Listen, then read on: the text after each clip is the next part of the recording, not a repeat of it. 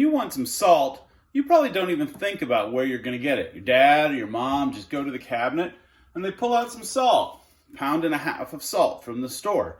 They never think about how they're going to get the salt. Today, most salt is mined in vast underground mines. This one is under Lake Erie near Cleveland, Ohio.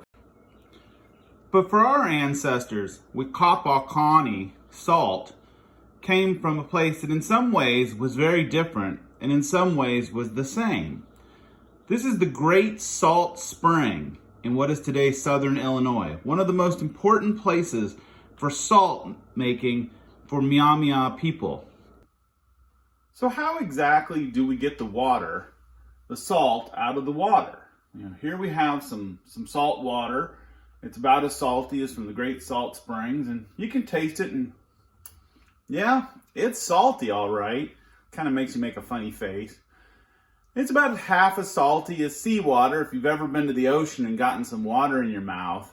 But how exactly do we do this? Well, we're going to take our salt water and we're going to dump it in a pan. Here we're using a dark bottom pan because we want you to be able to see what happens with the salt when it actually starts to come out. So we're just going to take our salt water here and we're going to dump it in our pan, and it's okay if we spill a little bit, that's no big deal.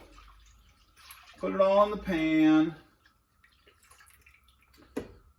Now we're going to take and we're going to turn our stove on. We're going to turn it all the way up here. We're just going to let it go all the way to high. We have to boil off about 90% of the water in order to get the salt to come out of the water, to precipitate from that water. And so now we just wait.